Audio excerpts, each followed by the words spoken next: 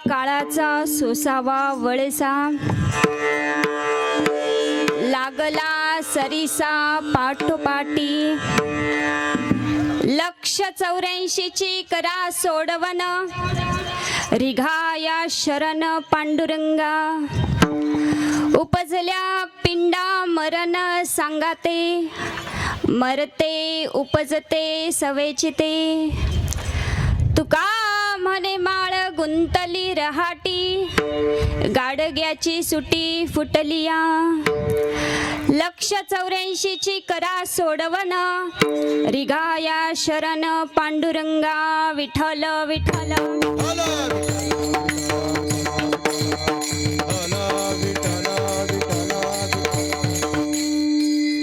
प्रतिपाद्या. जय जय स्वसंवेद्या आत्मरूपा. देवा तूची गणेशू, सकलार्थमती प्रकाशू. म्हणे निवृत्तीदासू अवधारी जोची. महायोग पीठे तठे भीमरथ्यां, वरं पुंडरीकाय दातुं मुनीन्द्रे. समागत्य तिष्ठन्तमानन्द कंदं, परब्रह्मलिंगं भजे. पांडुरंगा करू प्रथम नमन, पांडुरंगा प्रथम नमन. दुसरे चरण संताचिया, दुसरे चरण संताचिया. पांडुरंगा करू प्रथम नमन, पांडुरंगा करू प्रथम नमन.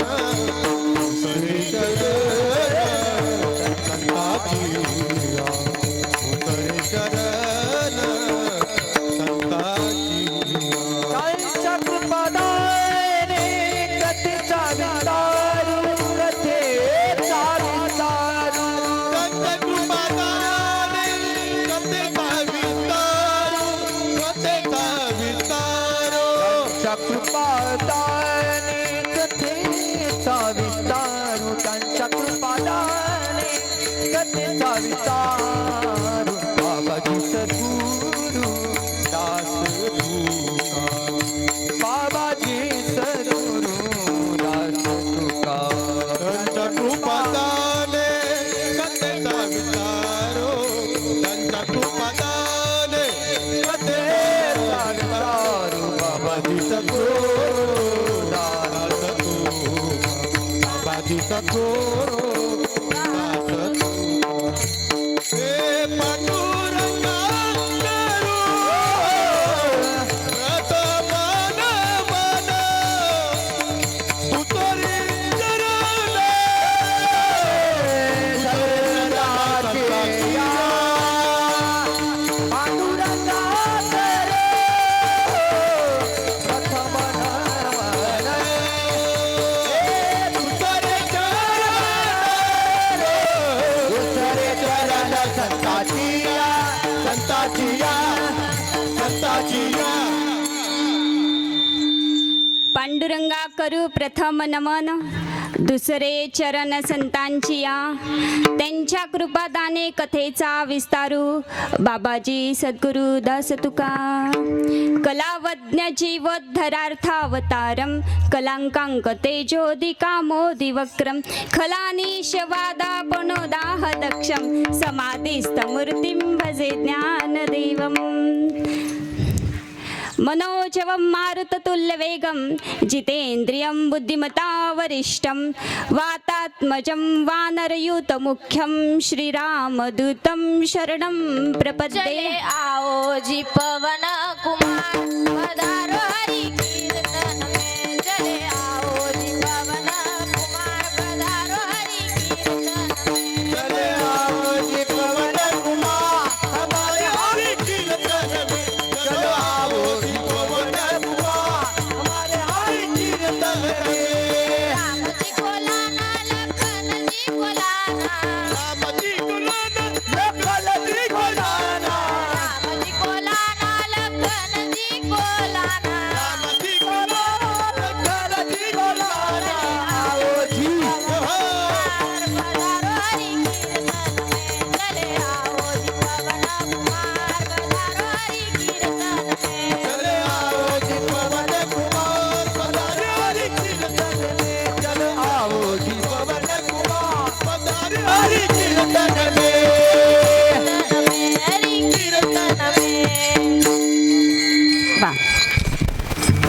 जिथे ज्ञान विज्ञान संजीवन होते, जिथे योग विद्येस सामर्थ्य येते, जिथे मानवाला मिळे मोक्ष गाथा, तुझ्या पायरीशी सदा नम्र माथा. तुझ्या मंदिरी आर्त जीवास तृप्ती, तुझ्या दर्शने लोक स्वानंद घेती. श्रुती धन्य झाल्या तुझे गीत गाता, तुझ्या पायरीशी सदा नम्र माथा. नवे फूल अश्वत्थ वृक्षासी आले, जिथे गीत ओवीस वेद झाले. तुझ्या शब्द शब्दात सायुज्य नाथा, तुझ्या पायरीशी सदा नम्र माथा. जोडोनिया कर चरणी ठेविला माथा, चरणी ठेवीत माता, परिसावे विनंती माझे पंढरीनाथा. परिसावे विनंती माझे पंढरीनाथा. जोडून या चरणी देवी तो माता, चरणी देवी तो माता, परितापी विनंती माझे पंढरीनाथा.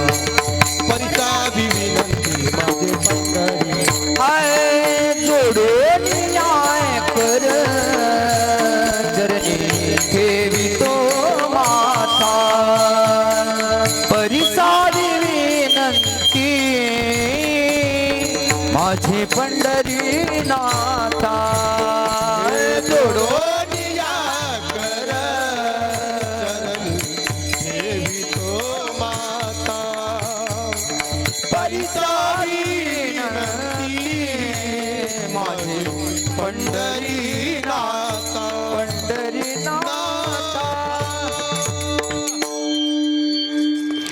जयांचे केलिया स्मरण, होय सकळ विद्येंचे अधिकरण.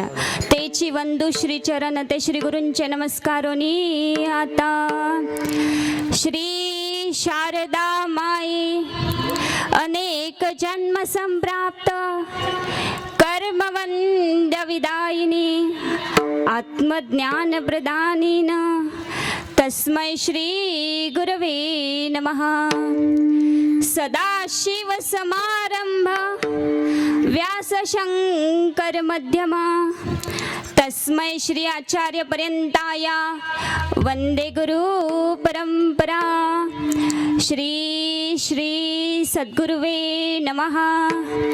नमामि सद्गुरु शांतं सच्चिदानंद विग्रहं, पूर्ण ब्रह्म परानंदम ईश आळंदी वल्लभम, माधुर्य रसकल्लोनाम शिवशक्ती करूपिणीम, अमृतानुभवार्थाय वंदे ज्ञानेश नंदिनीम.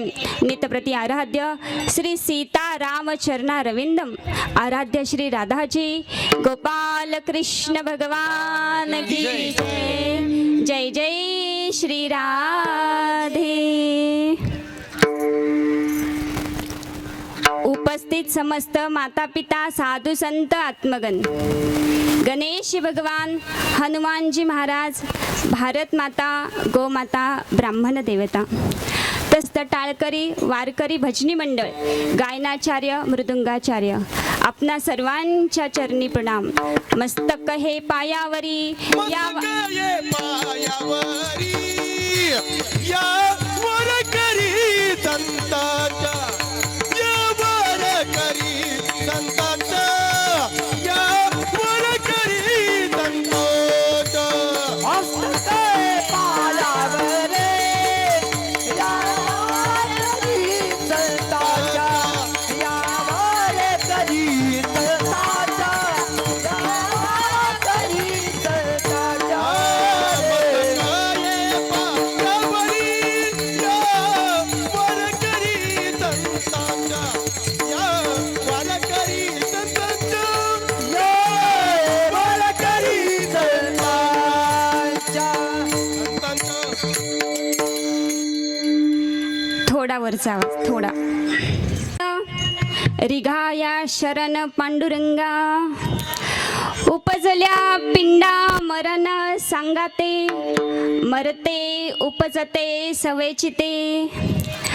तुका म्हणे माळ गुंतली रहाटी, गाडग्याची सुटी फुटलिया, 184ची करा सोडवन, रिघाया शरण पांडुरंगा.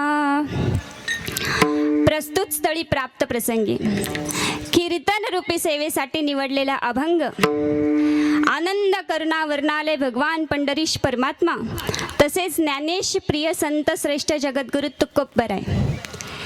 ज्या काळामध्ये राजा रामदेवराय राज्य करत होता, राजा प्रजाच्या मनासारखं वागत होती, प्रजा राजाच्या मनासारखं वागत होता, असं रामराज्य होऊन गेलं. त्यानंतर ह्या कलिकाळामध्ये ज्ञान अवतार घेण्याच्या हेतूने भगवान पंढरीश परमात्माने वैकुंठातून डोकावून पाहिलं, मुकुटातला पहिला मणी गळून पडला आणि 16 वर्षाचं एक बालक पाठीचा कणा ताट करून उभं राहिलं आणि 700 श्लोकांवरती 9000 ओव्या लिहिल्या आणि ईश्वरीय ज्ञान संजीवन ज्ञानेश्वरी आईच्या अंतःकरणानं तुम्हा आम्हाला पाजली, जिच्या पोषणावरती अनंत योगी तृप्त झाले. ज्ञानेश्वरी लिहून पूर्ण झाली, पसायदान रूपी कळस झाला, जो जे वांशील तो तो लाहो, नवे नवे तर वसुदैव कुटुंबतम, हे विश्वची माझे घर, असा शिक्काच माऊलींनी मारून ठेवला. सच्चिदानंद बाबा आदरे लेखकू झाले. माऊलींनी ज्ञानेश्वरी सांगितली, सच्चिदानंद बाबांनी ती आदराने लिहिली. ज्ञानेश्वरी लिहून पूर्ण झाली, पसायदान रूपी कळस झाला आणि त्याच वेळेस अल्लाउद्दीन खिलजी महाराष्ट्राच्या दिशेने सरसावला. तुळजापूरच्या आईच्या मंदिराचा कळस कापला आणि अल्लाउद्दीन खिलजी पंढरपूरच्या दिशेने चालून येऊ लागला. तेव्हाच माझ्या माऊलींच्या लक्षात आलं की आता आपली ज्ञानेश्वरी सुरक्षित नाहीये आणि माऊलींनी ज्ञानेश्वरीसह संजीवन समाधी घेण्याचा निर्णय घेतला. निवृत्तीनाथ दादांनी शिळा सरकवली, माऊली ध्यानस्थ झाले आणि जसे माऊली ध्यानस्थ झाले, ह्या महाराष्ट्र पुन्हा एकदा अज्ञानाच्या अंधकारामध्ये चचपडत राहिला. 300-350 वर्ष हा महाराष्ट्र अज्ञानाच्या अंधकारामध्ये चाचपडत राहिला. भक्तीला वृद्धत्व आलं, ज्ञान वैराग्य अवतार घेण्याचे झाले आणि पुन्हा एकदा अवतार घेण्याच्या हेतूने आनंद कर्णावर्णालय भगवान पंढरीश परमात्म्याने वैकुंठातून डोकावून पाहिलं, मुकुटातला दुसरा मणी गळून पडला आणि दक्षिण वाहिनी इंद्रायणीच्या तटावरती देहूच्या सुप्रसिद्ध नगरामध्ये 42 वर्षाचं भक्तीचं दारूड भरायला. 4-4.5 हजार अभंगामध्ये हा महात्मा प्रसवला आणि यांनी प्रसवलेल्या अभंगावरती अनेक कीर्तनकार गावोगावी जाऊन कीर्तन करू लागली. भक्ती पुन्हा एकदा अंथरुणावरून उठली. भक्तीचा एक हात ज्ञानाने धरला तर दुसरा हात वैराग्याने धरला आणि ही भक्ती कर्नाटक, आंध्र प्रदेश, तेलंगणा, सौराष्ट्र अशा संपूर्ण राज्यात ही भक्ती फिरून आली आणि महाराष्ट्रात आल्यावर इथल्या लोकांची मन संस्कारित झाली. गळ्यामध्ये तुळशीच्या माळा आला, मस्तकावरती गोपी चंदनाचा टिळा आला. नवे तर वारकऱ्यांबद्दल, वैष्णवांबद्दल मनामध्ये कळवळा निर्माण झाला आणि हे फक्त शक्य झालं ते जगद्गुरु तुकोबरायांमुळे. कोण होते मायबापा होय जगद्गुरु तुकोबराय? ज्यांनी ढोंगी साधू संतांचे धिंडोळे काढत वैराग्याची धगधगती पताका ज्यांनी फडकवली ते जगद्गुरु तुकोबराय.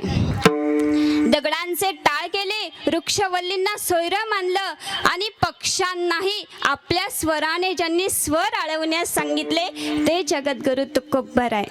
4200 अभंगांची निर्मिती केली आणि 4200 अभंगाची निर्मिती करत असताना प्रत्येक अभंगाकडे ज्यांनी पातिव्रत्य भावनेने पाहिलं ते जगद्गुरु तुकोबराय. पवित्र अशा गाथा चंद्राची निर्मिती झाली. बघा, कोणत्याही सर्वसामान्य माणसाला समजेल इतकी सर्वसामान्य गाथा नाहीये बरे का. आम्हा कीर्तनकारांना गाथेचं चिंतन करत असताना 3 टप्प्यामध्ये चिंतन करावं लागतं आणि संतांचा भूतकाळ हा आपला वर्तमान काळ असला पाहिजे आणि संतांचा वर्तमान काळ हा आपला भविष्य काळ असला पाहिजे. आणि गाथा म्हणजे तरी काय हो? बघा, भगवान पंढरीश परमात्म्याचा आणि तुकोबरायांचा झालेला संवाद म्हणजे गाथा आहे, लक्षात घ्या. जेव्हा भगवान भगवान श्रीकृष्ण निज धामाला निघून गेले तेव्हा उद्धवाने विचारलं, देवा आता आम्ही तुला शोधायचं तर कुठे शोधायचं? तेव्हा भगवंताने सांगितलं, अरे उद्धवा, जे मला शरीर रूपाने पाहतील तेव्हा त्यांच्या असं लक्षात येईल की मी इथे नाही, पण जे मला तत्वभावाने पाहतील तेव्हा त्यांच्या असं लक्षात येईल की निरुद्ध्याय मम, मी तर कुठेच गेलेलो नाही, मी माझं संपूर्ण तेज श्रीमद भागवतामध्ये प्रविष्ट केलं आहे. प्रविष्टोहम श्रीमद भागवतम. ज्या प्रकारे भगवान श्रीकृष्ण निज धामाला निघून गेले आणि त्यांनी आपलं संपूर्ण तेज श्रीमद भागवतामध्ये प्रविष्ट केलं, अगदी त्याचप्रमाणे माझे जगद्गुरु तुकोबराय ज्या वेळेस ते वैकुंठागमन करतात तेव्हा ते आपलं संपूर्ण तेज पवित्र अशा गाथा चंद्रामध्ये प्रविष्ट करतात आणि त्याच पवित्र अशा गाथा चंद्रातला उत्कृष्ट असा अभंग आज सेवेकरता घेतलेला आहे. विठ्ठल विठ्ठल.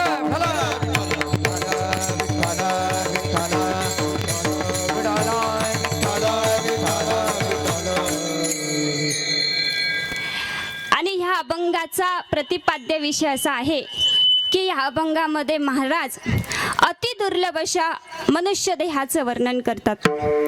महाराज म्हणतात, जेव्हा पाप आणि पुण्य समसमान होतं तेव्हा या मानवी देहाची प्राप्ती होते.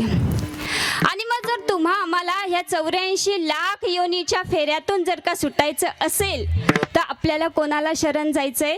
त्या पांडुरंगाला शरण जायचंय. रिघाया शरण पांडुरंगा. आणि महाराज तर असं सांगतात की आपण जन्माला आल्याच्या नंतर पहिल्या घेतलेल्या श्वासापासून तर शेवटच्या श्वासापर्यंत तो काळ आपल्या सोबत असतो. आता तुम्ही म्हणाल, तन्वीताई आपल्या सोबत असतो तर दिसत का नाही? तुम्ही पाहिला का? आम्ही पाहिला नाही, दिसत नाही, कोणी पाहिला नाही, पण संतांनी पाहिलाय, लक्षात घ्या. त्याच्यामुळे महाराज म्हणतात सवेचिते म्हणजे सोबत, आपल्या सोबत असतो. आणि या 84 लाख योनीच्या फेऱ्यातून जर का आपल्याला सुटायचं असेल तर आपल्याला त्या पांडुरंगाला शरण जायचंय, त्याच्या पायी घालावी मिठी. आणि ह्या देहाला महाराजांनी गाडग्याची उपमा दिलेली आहे. सर्वा घटी राम देहादी एक. हे गाडगय हे कधी फुटेल सांगता येत नाही. त्याच्यामुळे महाराज म्हणतात हीच एक योनी अशी आहे की ज्याच्यामध्ये तुम्ही भगवंताचं नामस्मरण करून आपला उद्धार करून घेऊ शकतात. असा या अभंगाचा सरळ सरळ गोड भावार्थ. विठ्ठल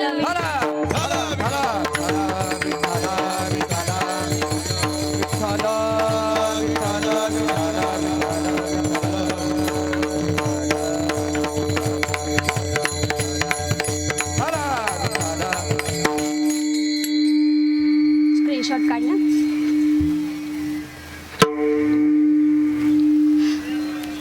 चिंतन रूपी सेवेला आरंभ करण्यापूर्वी एक छोटासा परिहार देणं आवश्यक असतं आणि वक्त्याने ते सांगावं हे त्याचं आद्य कर्तव्य आणि त्याच न्यायानं. आज ह्या ठिकाणी कैलासवासी विष्णूबाबा राजाराम सांगळे यांना आपल्यामधून जाऊन 1 वर्ष पूर्ण झालं आणि त्यांच्या वर्षश्राद्धानिमित्त आपण सर्वजण या ठिकाणी एकीभूत झालेलो आहोत. आणि ह्या बाबांच्या पश्चात खूप मोठा परिवार आहे. सगळ्यांचा नाम उल्लेख करणं शक्य नाही, वेळेची मर्यादा आहे. पण बघा, श्रीमती यमुनाबाई विष्णू सांगळे ह्या त्यांच्या पत्नी आहे. श्री बाळासाहेब राजाराम सांगळे, श्री गोकुळ राजाराम सांगळे, श्री शिवाजी राजाराम सांगळे, श्री भास्कर खंडेराव सांगळे, श्री माधव काशीनाथ सांगळे, श्री पंढरीनाथ काशीनाथ सांगळे, श्री बाळासाहेब काशीनाथ सांगळे हे त्यांचे भाऊ आहेत.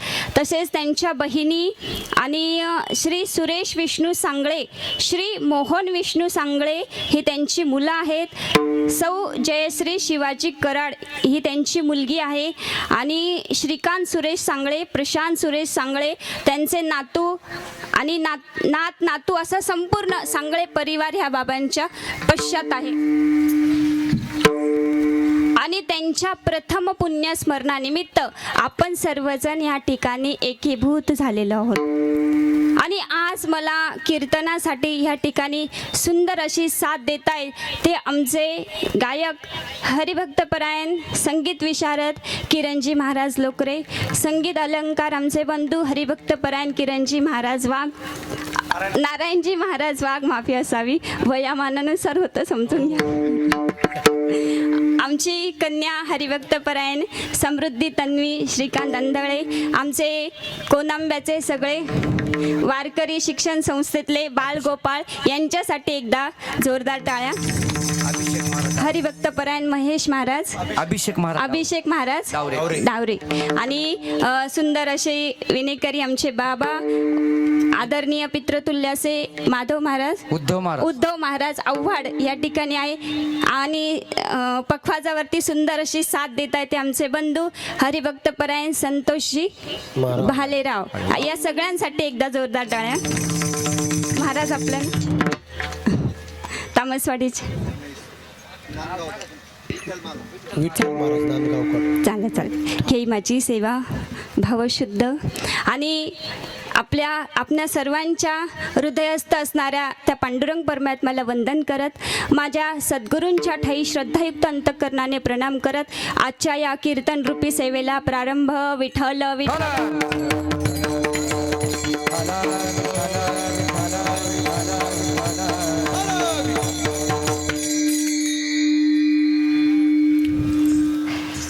संसरे इति संसार, जो कधी सरत नाही त्याला संसार म्हणतात. आणि ह्या संसारात आल्याच्या नंतर हा जीव मायेमध्ये गुरफटतो. आता ही माया एखादी स्त्री आहे का, एखादी मुलगी आहे का? नाही. तर ही माया भगवंताची दासी आहे जी आपल्याला भगवंतापर्यंत पोहोचूच देत नाही. मग भगवंतापर्यंत पोहोचण्यासाठीची ही कीर्तन रूपी सेवा लक्षात घ्या. आता हा जीव जन्माला आल्याच्या नंतर मायेमध्ये गुरफटतो, संसारामध्ये अडकतो. संसार वाईट नाहीये, पण संसाराविषयी असणारी आसक्ती मात्र वाईट आहे. आपल्याला आपल्या कुटुंबाबद्दल, आपल्या मुलांबद्दल, आपल्या परिवाराबद्दल असलेलं प्रेम जिला माया म्हणतात. संसार वाईट नाहीये. साधू संतांनीही संसार केला आणि त्यांचा हा संसार देवाला पण आवडला बरं का. माऊलींनी संसार केला नाही पण संसार लिहून ठेवला. अवघाची संसार सुखाचा करी, आनंदे भरीन तिन्ही लोक. म्हणजे संसार करा पण संसारात राहून, प्रपंचात राहून परमार्थ सुद्धा करा. आणि हीच भक्ती थोर आहे, हीच भक्ती श्रेष्ठ आहे आणि हीच भक्ती देवाला आवडते. लक्षात घ्या. पण हा जीव जेव्हा जन्माला येतो तेव्हा त्याला अनेक नात्यांमधून जावं लागतं. म्हणजे ती गेलेली व्यक्ती कुणाचे तरी पती, कुणाचा तरी मुलगा, कुणाचा तरी भाऊ, कुणाचे तरी आजोबा, अशा अनेक नात्यांमधून त्यांना जावं लागतं. पण ही सगळी नाती निभत असताना सगळ्यात श्रेष्ठ नातं जर का सांगितलं असेल ते म्हणजे आईचं आणि बापाचं. कारण आई आणि वडील ही एकाच संसार रूपी रथाची दोन चाकं आहेत. आणि ह्या संसार रूपी रथावर उभारलेला ध्वज म्हणजे त्यांचे संस्कार रूपी मुले, हे लक्षात असू द्यायला. म्हणजे आज विष्णू बाबा जरी आपल्यामध्ये नसले तरी ते त्यांच्या संस्कारांचे शिदोरी इथे ठेवून गेले त्यांच्या मुलांच्या, त्यांच्या सुनांच्या, त्यांच्या नातवाच्या रूपामध्ये. कारण बीज शुद्ध होतं, त्याच्यामुळे त्या बीजाला लागलेली फळं सुद्धा कशी आहे, रसाळ आणि गोमटी आहे. शुद्ध बीजापोटी फळे रसाळ गोमटी. पण मला एक सांगा, ह्या आईचं आणि बापाचं महत्त्व आम्हाला कधी कळलंय का? कधी समजणार आहे का? जेव्हा आम्ही कथा करतो, जेव्हा आम्ही कीर्तन करतो, जेव्हा आम्ही प्रवचन करतो, जेव्हा आम्ही अध्यात्म सांगतो, तेव्हा बरेचसे लोक येतात महाराजांनी विचारतात, ताई तुम्ही धर्म सांगता, तुम्ही देव सांगता, तुम्ही अध्यात्म सांगता, मग देव कुठे? देव कुठे? कारण नास्तिकांची काही कमी नाही महाराज, रामच मानायला तयार नाही. पण देव नाही असं म्हणणाऱ्यांनी आधी आपण माणूस नाही याचा विचार करायला. मोठ्याने तरी वाजवा.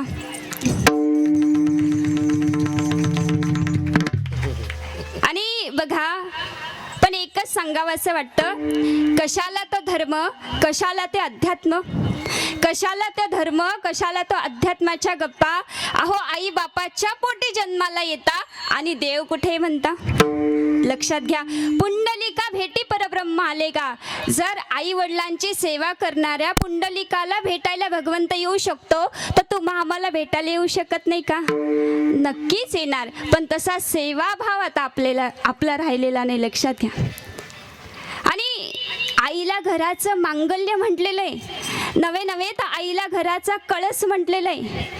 पण ह्या कलशाला उंच आकाशात शाबितपणे धरून ठेवण्यासाठी खोल जमिनीत रुतून बसलेला भक्कम पाया म्हणजे बाप हे विसरता कामा नये. आणि वेदनेनंतरची जी पहिली आरोळी ती म्हणजे आई आहे.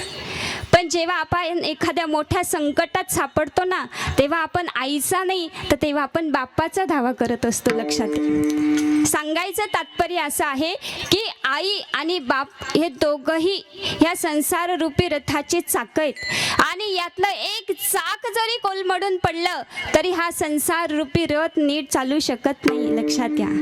त्याच्यामुळे मी माझ्या कथा, कीर्तन, प्रवचनाच्या माध्यमातून नेहमी हा संदेश देत राहते की आपल्याला 3 गोष्टींना महाराज फार जपून ठेवायचं. आणि त्या 3 गोष्टी म्हणजे जपायचं आपल्या धर्माला. आणि आपला एकच धर्म आहे तो म्हणजे हिंदू. जपायचं आपल्या संस्कृतीला आणि आपली एकच संस्कृती ती म्हणजे हिंदू सनातन संस्कृती. आणि आपल्या पोशाखामुळे जर कुणाच्या तरी मनामध्ये वासना निर्माण होणार असेल तर ही आपली संस्कृती नाही.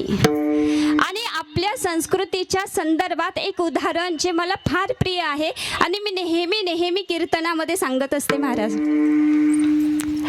आपल्या देशाच्या पहिल्या महिला राष्ट्रपती प्रतिभाताई पाटील जेव्हा अमेरिकेमध्ये जातात आणि प्रणाम करण्याच्या संस्कृतीनुसार बराकजी ओबामांना शेक हँड करण्यासाठी हात पुढे करतात. जसा शेक हँड करण्यासाठी हात पुढे केला, डोक्यावरचा पदर खाली आला आणि डोक्यावरचा पदर सारखा करण्याच्या हेतूने शेक हँड करण्यासाठी पुढे केलेला हात मागे घेतला, डोक्यावरचा पदर सारखा केला. तेव्हा बराक ओबामाजी म्हणताय, प्रतिभा जी क्या आपको नहीं लगता आपकी इस हरकत की वजह से हमारा अपमान हुआ है. तेव्हा प्रतिभाताईंनी दिलेलं उत्तर फार सुंदर होतं बरं का. तेव्हा प्रतिभाताई म्हणाल्या, ओबामाजी तुमचा अपमान झाला की नाही मला माहित नाही, पण माझ्या भारत देशाच्या संस्कृतीचा मान मात्र अबाधित राहिला. लक्षात. ही आपली संस्कृती आहे.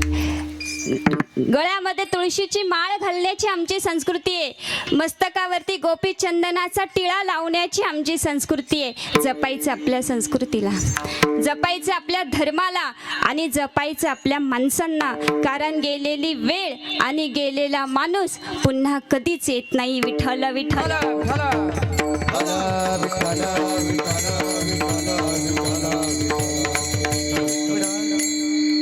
आणि महाराज तसं सांगतात की प्रत्येक माणसाला त्याच्या पूर्वजन्मीच्या कर्मानुसार श्वासांची संख्या मिळालेली असते आणि ह्या श्वास संख्येची कोणी चोरी करू शकत नाही. ही श्वास संख्या कोणी वाढवू शकत नाही आणि ही श्वास संख्या कोणी कमीही करू शकत नाही. पण श्वास संख्या संपली की आयुष्य संपलं. याचा अनुभव आपण कोरोनाच्या कालखंडामध्ये घेतलाय की नाही. डॉक्टरही हतबल होतात पेशंटला वाचवण्यामध्ये आणि हे काळाचं चक्र आहे बरं का. माऊली सांगतात, उपजते निपजे निपजते पुनरुपी दिसे, हे घटिका यंत्र जैसे परिभ्रमेगा. हे काळाचं चक्र आहे जे सतत चाकाच्या आऱ्याप्रमाणे फिरत असतं.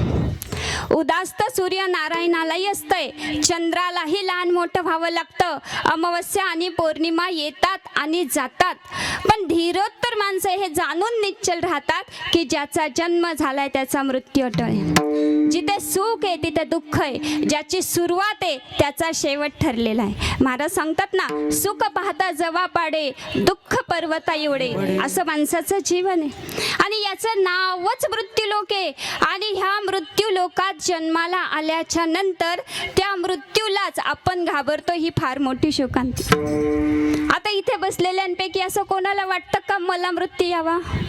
मला म्हणजे मला नाही, पण आल्याशिवाय राहणार नाही. पण त्या मृत्यूलाच आपण घाबरतो, ही फार मोठी शोकांतिका आहे महाराज, लक्षात घ्या. आता मला सांगा, राजा दशरथ अधिकार संपन्न राजा होते. किती अधिकार होता राजा दशरथांचा? तिन्ही लोकांचा स्वामी प्रभू श्री राम ज्यांचे पुत्र आहेत, मुलगा आहे, माता सीतेसारखी पतिव्रता ज्यांची सून आहे. नवे तर ह्या राजा दशरथांना इंद्रदेव स्वर्गाला युद्धासाठी बोलून घेत होते. आम्हाला तर स्वप्नात सुद्धा स्वर्ग दिसत नाही. दिसतो का? आणि इतकंच नाही तर युद्ध जिंकल्याच्या नंतर इंद्रदेव राजा दशरथांना आपल्या उजव्या मांडीवर बसून घेत होते. इतका अधिकार होता. आणि ह्या राजा दशरथांचा जो रथ होता तो अनाक होता. अनाक म्हणजे तो ह्या मृत्यू लोकातून निघाला की थेट स्वर्गाला जात होता. इतका अधिकार संपन्न राजा असताना सुद्धा त्यांना ह्या मृत्यू लोकामध्ये राम राम कहे, राम राम म्हणत आपल्या प्राणाचा त्याग करावा लागला की नाही? मग तिथे तुमच्या आमच्या सारख्या सर्वसामान्य माणसाची काय व्यथा? याचं नावच मृत्यूलोक आहे, लक्षात घ्या. आणि इथे ज्याचा जन्म झालाय त्याचा मृत्यू अटळ आहे. विठ्ठल विठ्ठल.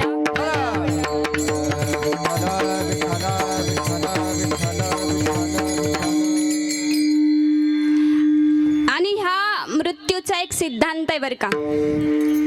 कीर्तनातून काही घेतलं नाही तरी चालेल, पण एवढं मात्र घरी घेऊन जा. मृत्यूचा सिद्धांत लक्षात ठेवा. जेव्हा अर्जुनाला भगवद्गीता सांगण्यात आली कुरुक्षेत्रावरती,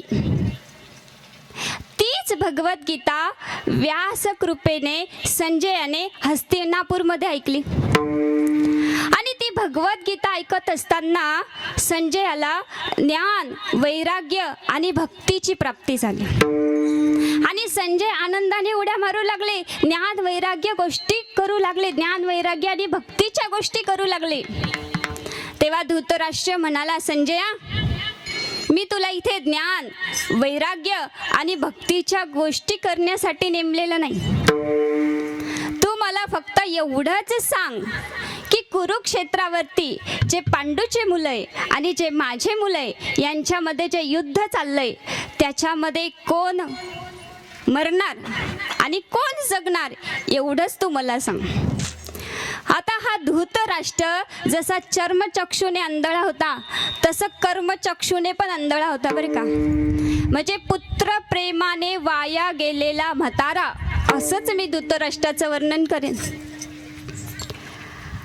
तेव्हा संजय म्हणाला, महाराज, मी थोडं ना भविष्यकार आहे, त्याच्यामुळे कोण जगणार आणि कोण मरणार हे काही मी सांगू शकत नाही. आता संजयाला हे सगळं माहीत होतं बरं का, कोण जगणार आणि कोण मरणार. पण संजय हा आश्रित होता आणि आश्रिताला आपलं मत व्यक्त करण्याचा अधिकार नसतो. त्यामुळे संजय म्हणाला, महाराज, एकच सांगतो, ज्याचं सरलं तो जाणार आणि ज्याचं उरलं तो राहणार. विठ्ठल विठ्ठल.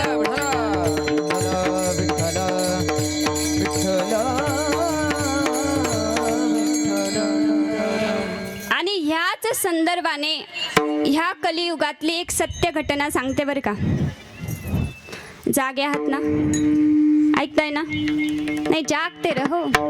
कधी काय प्रश्न विचारला जाईल सांगता येत नाही. कारण माझं कीर्तन म्हणजे हे संवादात्मक असतं महाराज, तुम्हाला माहितीच. कारण मी एकटी बोलत नाही, मला बोलून घ्यायला जास्त आवडतं. कारण ज्याच्यातून काहीच प्राप्त होत नाही त्याला वाद म्हणतात, आणि ज्याच्यातून काहीतरी प्राप्त होतं त्याला संवाद म्हणतात. आणि आपण वादासाठी तर इथे नक्कीच जमलेलो नाही, त्याच्यामुळे बोलत चला. आणि ह्या कलियुगातली एक सत्य घटना आहे बरं का. साधारणतः 35 वर्षापूर्वीची, जेव्हा माझा जन्मही नसेल, भायखळा ब्रिज, मुंबईचा पहिला ब्रिज, बरोबर ना. मराठीत त्याला ब्रिज म्हणतात हां, आणि इंग्लिशमध्ये त्याला उड्डाणपूल म्हणतात. हो म्हणताय, मग काय नाही, काय म्हणता, बोलत चला. मराठीमध्ये उड्डाणपूल म्हण. अच्छा, असं म्हणजे तुमचं लक्ष आहे मला कळतं. हे वयामानानुसार होतं, जरा समजून घ्या. म्हणजे समरसता महत्वाची आहे. म्हणजे मी बोलते हे तुम्हाला समजतं, हे मला समजतं, लक्षात. एक तर आधीच आमचं आडनाव आंधळे,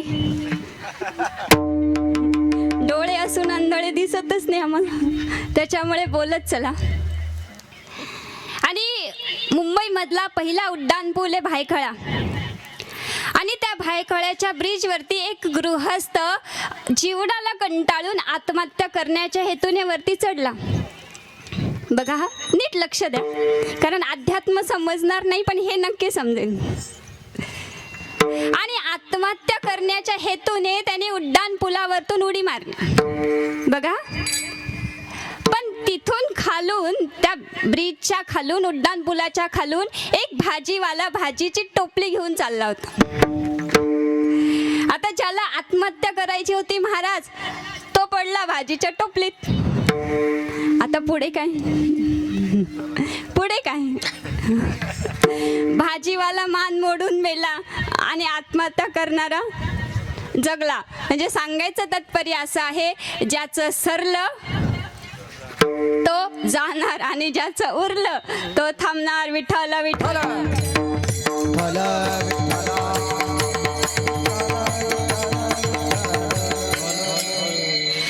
आणि ह्या अभंगामध्ये महाराज मानवी देहाचं महत्व वर्णन करतात बरं का महाराज. सुंदर असा हा मनुष्य देह, अति दुर्लभ मनुष्य देही देहिनो. इतका सुंदर हा मनुष्य देह तुम्हा आम्हाला दिलाय महाराज. दिला की नाही, कशासाठी? देवे दिला देह भजन गोवटा, तो या जलपाटा, तो या जलपाटा बांधिले. देवे दिला देह भजन गोवटा, हे तो या जलपाटा, तो या जलपाटा बांधिलेला.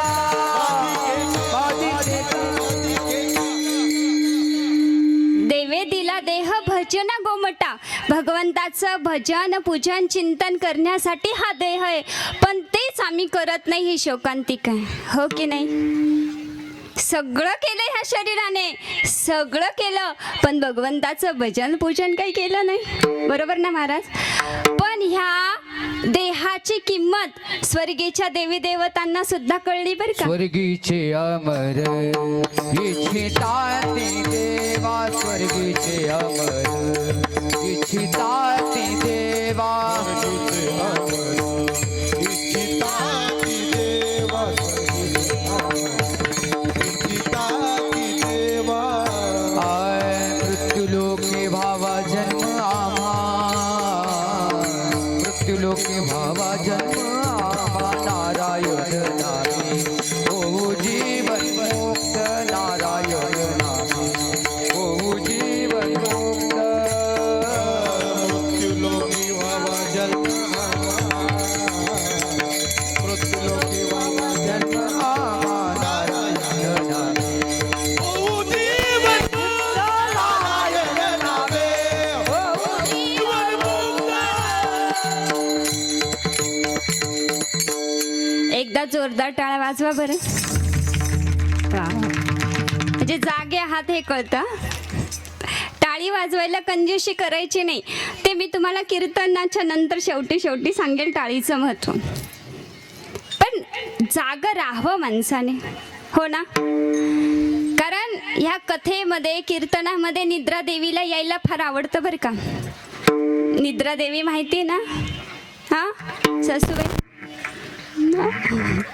नाही बोलवलं तरी येते, कथा कीर्तनामध्ये तर येतेच येते. एक सुंदर माझा अनुभव सांगते, कारण आज अनुभव देण्याची जास्त गरज आहे महाराज. आमची जेव्हा कथा चालू होती पुण्याला, या ठिकाणी रामकथा सुरू होती. आता पुणे तिथं काय होणं, पुण्याचे लोक किती हुशार.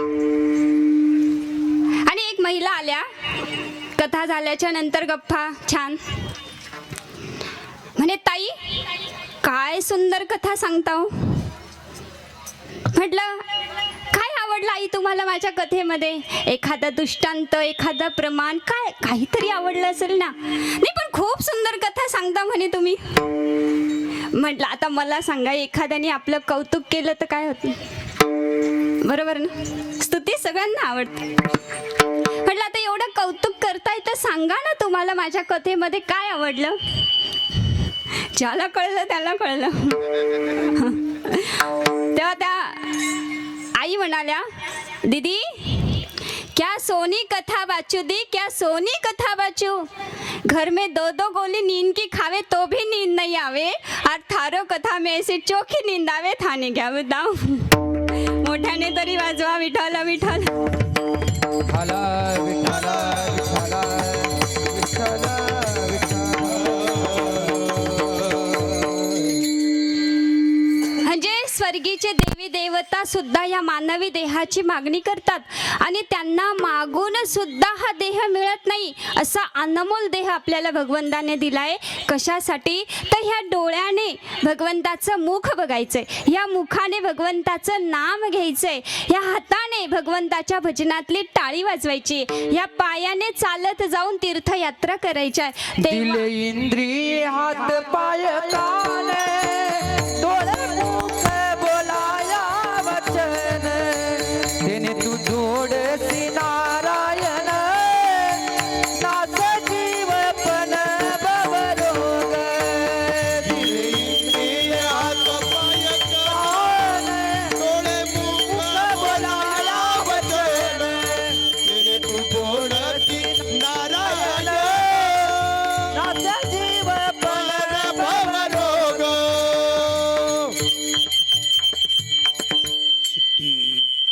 शिट्ट्या मारू नका. शिट्ट नका. विठ्ठल विठ्ठल.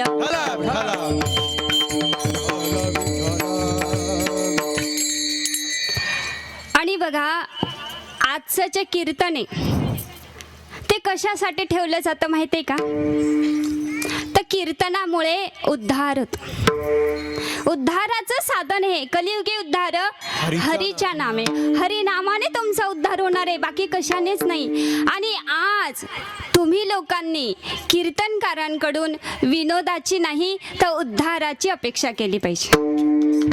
लक्षात. काय मी उद्धार पावेन, काय मज रायन ऐसे सांगा तुम्ही संतजन. म्हणजे चित्त माझे म्हणजे काय, तर आज वक्त्यांकडून श्रोत्यांनी उद्धाराची अपेक्षा केली पाहिजे. लक्षात घ्या. पण आपण उलट आहे, विनोद आणि पिंगळ्याच्या नादामध्ये आम्ही समाजाला कुठे नेऊन ठेवलंय शोकांतिका आहे. लक्षात घ्या. पण हे उद्धाराचं साधन आहे. आणि ह्या कीर्तनामध्ये श्रीमद भागवतातला एखादा श्लोक, एखादा प्रसंग जरी चालता फिरता उठता बसता नुसता तुमच्या कानावर जरी पडला तरी तिथून पुण्याचा उदय होतो. लक्षात घ्या. आता भागवत कथा सगळ्यांसाठी लावण्यात आली होती, बरोबर ना? पण विमान एकालाच न्यायला आलं. विमान एकालाच न्यायला आलं, असं का? मग सगळ्यांनी विचारलं, कथा तर आम्ही पण ऐकली, मग आमच्यासाठी विमान नाही, धुंदकारीसाठी, असं का? तेव्हा त्यांनी सांगितलं की त्या आरतेने, त्या उद्धाराच्या भावनेने त्याने ती कथा तशी ऐकली. 8 दिवस 7 दिवस तो त्या कथेमध्ये समरस झाला, म्हणून त्याला न्यायला विमान आलं. तुम्हा आम्हाला न्यायला येईल का? का नाही येत? का नाही येत? बसतो तर कीर्तनामध्ये, पण चित्त नाही नामी तरी ते व्यर्थ. कारण हे मन कधी जाऊन गुलाबजाम खाऊन येईल सांगता येत नाही. बरोबर की नाही? जे हे बघा, कथा कीर्तन प्रवचन हे सगळ्यांसाठी सारखं असतं, पण जो जितका समरस होतो ना तितका त्याचा गोडवा अधिक वाढत जातो. लक्षात ठेवा. त्याच्यामुळे समरस होणं जास्त महत्वाचं. आणि मग हे उद्धार, मग आता बघा एक सुंदर दृष्टांत, एक सुंदर उदाहरण भागवताने दिले बरं का, या मानवी देहाच्या संदर्भामध्ये. आणि हा प्रश्न भगवंताला नारदाने विचारला. हा प्रश्न भगवंताला कुरुक्षेत्रावरती अर्जुनानेही विचारला.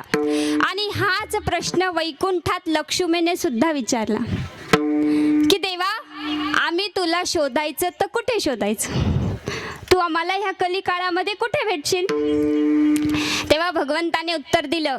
श्रीमद भागवताच्या 2ऱ्या स्कंदामध्ये नारदाला याचं उत्तर दिलं.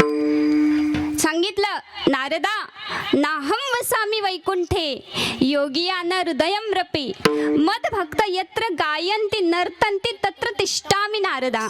म्हणजे माझे भक्त जिथे माझे आनंदाने भजन पूजन माझे चिंतन, भक्त गाती जेथे नारदा मी उभा तेथे, नारदा मी उभा तेथे, नारदा मी उभा तेथे. माझे भक्त गाती जेथे नारदा मी उभा तेथे, नारदा मी उभा तेथे, नारदा मी उभा तेथे. माझे भक्त गाती जेथे नारदा मी उभा तेथे, नारदा मी उभा तेथे, नारदा मी उभा तेथे. उभा तेथे. ह्या कीर्तनामध्ये भगवंत आहे. ह्या कीर्तनामध्ये जर भगवंत रंगतो तर आपण का नाही रंगावं? आणि मग एक वैकुंठामध्ये भगवान बसलेले होते बरं का महाराज. आणि त्यांनी आपल्या पुढे एक अशी टोपली ठेवली होती, टोपली. आणि त्या टोपलीमध्ये त्यांनी अनेक साधनं ठेवली होती, साधनं. आणि ही ती साधनं ते ह्या मानवी वर्गाला देत होते बरं का. म्हणजे तुम्हा आम्हाला भगवंताने साधनजन्य आनंद दिलाय की नाही? दिलाय की नाही? हो नाही काहीतरी म्हणत चला. हो हो. बरोबर ना? साधनजन्य आनंद नाही समजलं? आपल्याला घर दिलं, गाडी दिला, बंगला दिला, पैसा, संतान पुत्र, आपला आनंद याच्यातच आहे की नाही? मग भगवंताने तुम्हा आम्हाला साधनजन्य आनंद दिला. आणि हा साधन वाटत असताना एक साधन भगवंताच्या हातून खाली पडलं. पण ह्या खाली पडलेल्या साधनावरती भगवंताने ठेवला आपला पाय. आता ही गोष्ट कोणाच्या लक्षात येऊ अगर नाही येऊ, पण ही गोष्ट माता लक्ष्मीच्या म्हणजे पत्नीच्या लक्षात, महिला मंडळ, बरोबर ना? पतिदेवांनी काही गडबड केली, कोणाच्या लक्षात येऊ ना येऊ, पण तुमच्या आमच्या लक्षात येत. तेव्हा लक्ष्मी सांगते, देवा काय गडबड आहे? ह्या ज्या साधनावरती तुम्ही पाय दिलाय ते नेमकं काय त्याच्या? आणि हे साधन तुम्ही उचलून ना टोपलीत टाकलं ना या मानवी वर्गाला दिलं असं का? तेव्हा भगवंताने सांगितलं, अगं लक्ष्मी, हा माझा आनंद आहे, हा माझा स्वानंद आहे. कारण मी 84 लाख योनी निर्माण केल्या, पण ह्या 84 लाख योनीमध्ये कोणी माझं भजन पूजन चिंतन करीना, माझं काही मन याच्यामध्ये रमेना. आणि म्हणून भगवंताने सगळ्यात शेवटी या मानवाची निर्मिती केली. आणि भगवंताला असं वाटलं की निदान हा मानव तरी आता माझं भजन पूजन चिंतन करेल. पण हा मानव या विषय सुखामध्ये इतका रमला की त्यालाही माझा विसर पडलाय. त्याच्यामुळे हा जो आनंद आहे ना लक्ष्मी, तो माझा स्वानंद आहे. आणि त्या आनंदाच्या शोधात तरी माझी लेकरं माझ्या जवळ येतील. विठ्ठल विठ्ठल.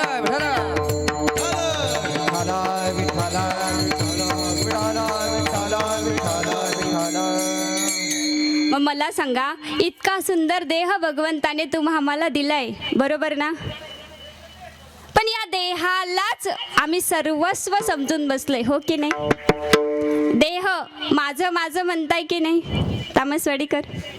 आ? संतान पुत्रांना माझं माझं म्हणताय की नाही? घर गाडी बंगला पैशाला माझं माझं म्हणताय की नाही? हो नाही काहीतरी उत्तर अपेक्षित? हो. पुरुष मंडळी हो. मग ह्या देहाला ह्या धनाला तुम्ही आम्ही माझं माझं म्हणतोय, एकदा तपासून पाहिलं पाहिजे ना ते खरंच माझे म्हणून व्यर्थ केला, माझे माझे म्हणून हा व्यर्थ गेला माझे व्यर्थ गेला माझे म्हणून निमित्ताचा धनी केला ते प्राणी, निमित्ताचा धनी केला ते प्राणी माझे माझे म्हणून व्यर्थ केला, माझे माझे म्हणून अव्यर्थ गेला माझे म्हणून व्यर्थ गेला माझे माझे म्हणून. तपासायचं का तामसवाडीमध्ये? तपासायचं का? हो नाही काहीतरी? आई पाय दुखतात का? खूप दुखतात, हो की नाही? आवाज द्या. दुखतात ना? मग त्या पायांना सांगा बरं रे थांबा, दुखू नका. ऐकतात का? का नाही ऐकत? पाय तर तुमचे ऐकायला तर पाहिजे. हां, डोकं दुखतं का महाराज? खूप दुखतं. पण त्या डोक्याला सांगा बरं रे थांब, दुखू नको. ऐकतं का? का नाही ऐकत? डोकं तर तुमचं आहे, ऐकायला तर पाहिजे.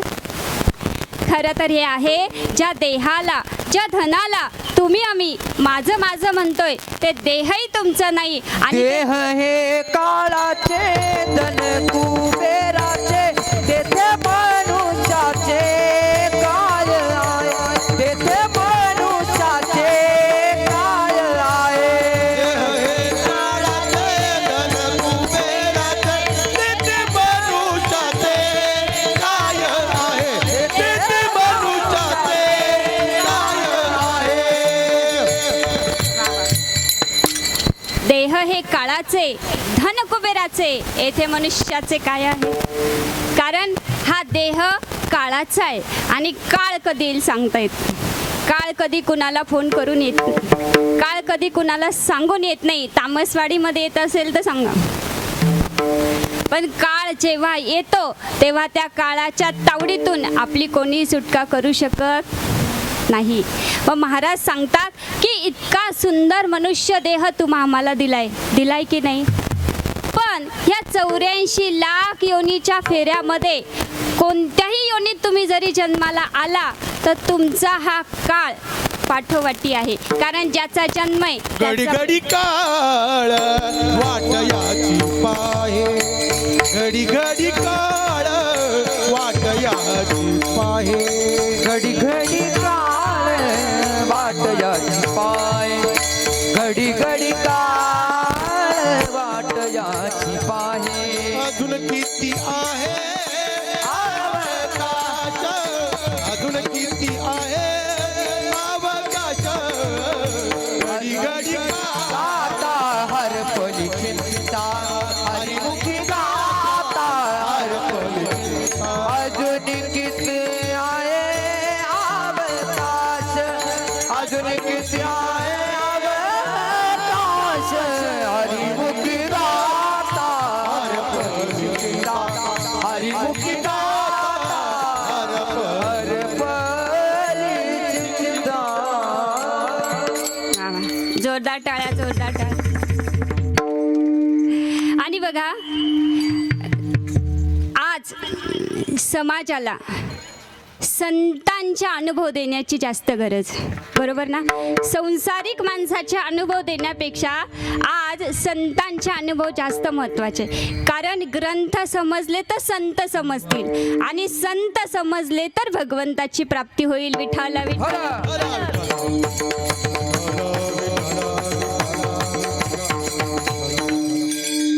आणि मानवी देहाचा गुणाचं वर्णन करताना एक सुंदर दृष्टांत तुलसीदासजी गोस्वामींचा देणं फार महत्त्वाचं वाटतं. बघा, तुलसीदासजी गोस्वामी कोण होते? तुलसीदासजी गोस्वामी बघा, तू म्हणजे तुरी अवस्था, अशी अवस्था जी आपल्याला भगवंतापर्यंत घेऊन जाते. ल म्हणजे लक्ष्मण, सी म्हणजे सीता, आणि यांचे जे दास्यत्व करतात ते तुलसीदास. और जो दास होते हैं वो कभी उदास नहीं होते. विठ्ठल विठ्ठल.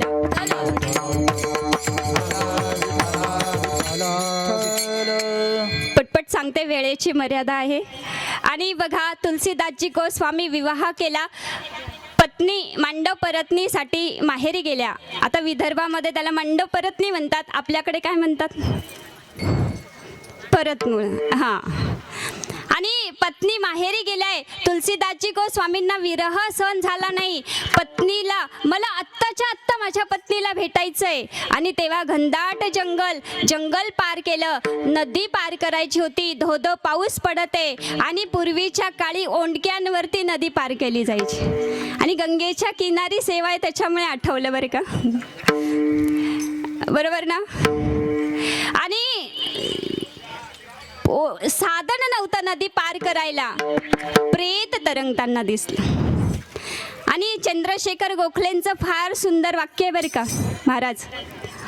पाण्याचं वागणं किती विसंगत, पाण्याचं वागणं किती विसंगत, पोहणाऱ्याला डुबवून प्रेताला ठेवतं तरंगत. वा. आणि प्रेत तरंगताना दिसलं. प्रेतावर बसून नदी पार केली. पत्नी माडीवरती बसलेल्या होत्या. माडीवरती होत्या. साधन नव्हतं. सर्प लटकलेला होता. त्या सर्पाला धरून वरती गेले. आणि पत्नीला सांगताय, अगं प्राणप्रिये, मला तुझा विरह सहन झाला नाही. आणि प्रेताची नाव केली, सर्पाची दोरी केली, आणि इथपर्यंत येऊन पोहोचलो. आपण विषय सुखामध्ये रमलोय, म्हणजे आपणही तुलसीदासच आहोत बरं का, लक्षात घ्या. पण आत्ताची पत्नी असती ना आई, कदाचित अध्याय इथेच संपलं असतं. बरोबर ना? हां. काय म्हणाली असती? जाऊ द्या, तो आपला विषय नाही. विठ्ठल विठ्ठल. पण तुलसीदासांच्या पत्नी होत्या. अध्याय संपू दिला नाही, तर तिथून नवीन अध्याय सुरू झाला. तुलसीदासजी गोस्वामींच्या पत्नी सांगताय, ओ प्राणनाथा, या मलमूत्रांनी भरलेल्या शरीरावर तुमचं प्रेम पाहून फार आनंद झालाय. पण महाराज, इतकंच प्रेम जर भगवंतावरती केलं असतं, इतकंच प्रेम प्रभू श्री रामांवरती केलं असतं, तर त्यांनी तुम्हाला कधीच दर्शन दिलं असतं. लक्षात घ्या. मोठ्याने वाजवा, मोठ्याने वाजवा. सांगायचं तात्पर्य असं आहे की आमच्या कीर्तनकारांचा एखादा शब्द जर का तुम्हाला मूळ स्थितीमध्ये आणत असेल, तर ते ब्रह्मवाक्य ठरू शकतं. लक्षात घ्या. विठ्ठल विठ्ठल.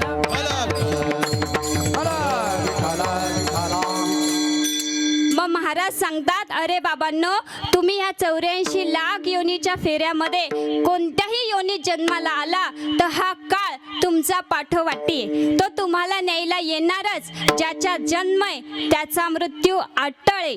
त्याच्यामुळे तुम्हाला कोणाला शरण जायचंय, तर त्या पांडुरंगाला शरण जायचंय. त्याच्या पायी घालावी मिठी. आणि हेच महाराज अभंगाच्या पहिल्या आणि दुसऱ्या चरणात सांगतात. किती या काळाचा सोसावा गोळसा, किती या काळाचा सोसावा गोळसा, किती या काळाचा सोसावा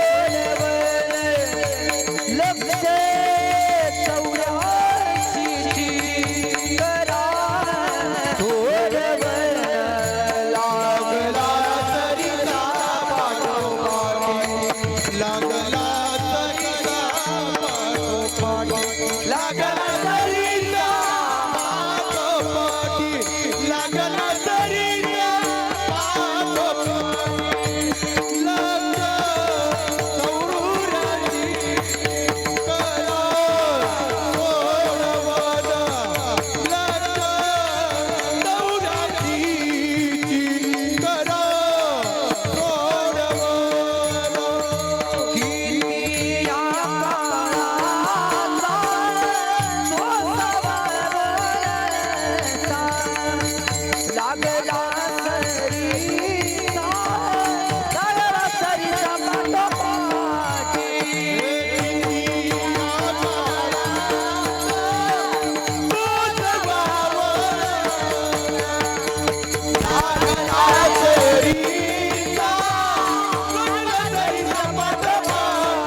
पाठोपाठी जोरदार टाळ्या, जोरदार. आणि बघा, आम्ही आनंदाचे सोहळे साजरे करतो, बरोबर ना? आपण लग्नाचा सोहळा साजरा करतो, आपण जन्मदिवस म्हणजे अभिष्ट चिंतनाचा सोहळा साजरा करतो. पण वारकरी संप्रदायामध्ये आमचे संत मृत्यूचा सुद्धा सोहळा साजरा करतात बरं का महाराज. आणि याचं फार सुंदर वर्णन माऊलींनी ज्ञानेश्वरीच्या शेवटी केले. ज्ञानेश्वरीच्या 18व्या अध्यायामध्ये 101 क्रमांकाच्या ओवीमध्ये माऊली वर्णन करतात. देहाच्या गावा आलिया जन्म मृत्यूच्या सोहळ्या ना म्हणू नये धनंजया जिया परी. म्हणजे माऊली सांगतात की जो मनुष्य ह्या देहरूपी गावामध्ये जन्माला येतो त्या प्रत्येक माणसाच्या आयुष्यात 2 सोहळे साजरे होत असतात बाबा. किती 2. आपले किती झालेत? आपले किती झालेत? 1 2. इथेच तर गडबड आहे, बरोबर ना महाराज? जेवायला खूप आहे हो, पण डायबेटीस आहे, गडबड आहे, बरोबर ना? हां, आपले 2 सोहळे झाले, पण माऊलींनी 2 सोहळे सांगितले, पण त्याच्यामध्ये 1 मी ॲड केलाय बरं का महाराज. 1 जन्माचा सोहळा, दुसरा लग्नाचा सोहळा जो तुमचा आमचा झालाय की नाही, हो की नाही?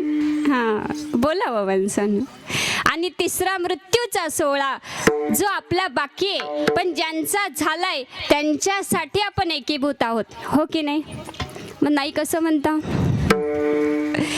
हां, पण एक आहे, तुम्हा आम्हाला वाटलं मधला सोहळा चुकवायचा लग्नाचा, तर तुम्ही आम्ही चुकवू शकतो. वाटलं नाही लग्न करायचं, संन्यास घ्यायचा, चुकला मधला सोहळा बाबा. आणि आत्ताच्या भाषेत सांगायचं झालं तर मुलगीच भेटत नाही. म्हणजे मधला सोहळा तुम्ही आम्ही चुकवू शकतो लग्नाचा, पण जन्माचा सोहळा आणि मृत्यूचा सोहळा आजपर्यंत कुणाला चुकलेला नाही, कोणी तो चुकवू शकत नाही आणि कुणाला तो चुकवता येणार नाही. हां, आता इथे बसलेल्यांपैकी असं कोणी आहे का जे परमनंट तिकीट काढून आले जाणारच नाही? आहे का काका? नाही असेल तर माझे काढून घ्या. आधार कार्ड आहे, पॅन कार्ड आहे, हवे ते डॉक्युमेंट्स आहेत, तुम्ही मान्य करा अथवा करू नका, पण सोडून जायचं एवढं मात्र नक्की. माऊली सांगतात देहाच्या गावा आलिया जन्म मृत्यूच्या सोहळ्या ना म्हणू नये धनंजया जिया परी. पण आपण जन्माचा सोहळा साजरा करतो, आपण अभिष्ट चिंतन सोहळा, आम्ही लग्नाचे म्हणजे आनंदाचे सोहळे साजरे करतो, पण वारकरी संप्रदायामधले संत मृत्यूला सुद्धा सोहळा म्हणतात, जन्म मृत्यूच्या सोहळ्या, बरोबर ना? कारण वारकरी संप्रदाय हा शहाण्या लोकांचा संप्रदाय. निवृत्तीनाथ दादांपासून तर निळोबारायांपर्यंतच्या संतांचा हा संप्रदाय लक्षात घ्या. आणि माझ्या माऊलींचा संजीवन समाधी सोहळा, नाथबाबांचा जल समाधी सोहळा आणि जगद्गुरु तुकोबरायांचा सहदेव वैकुंठागमन सोहळा, हे सोहळे असे आहे की जोपर्यंत चंद्र सूर्य तारे आहे तोपर्यंत हे सोहळे गाजत राहणार. याही भूमंडळा कीर्ती माझी. त्याच्यामुळे मृत्यूला सुद्धा सोहळा म्हटलंय, लक्षात घ्या. विठ्ठल विठ्ठल.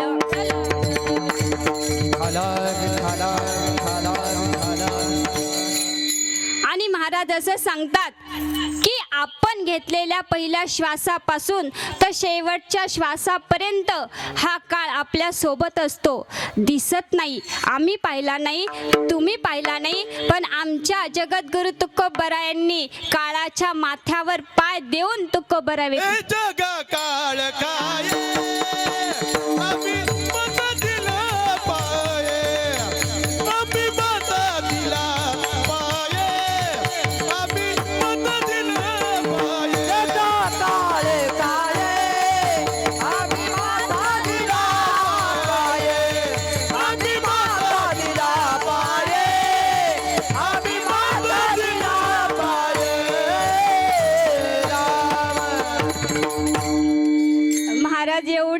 तर 6 ते चालू द्यायचं का? विठ्ठल विठ्ठल.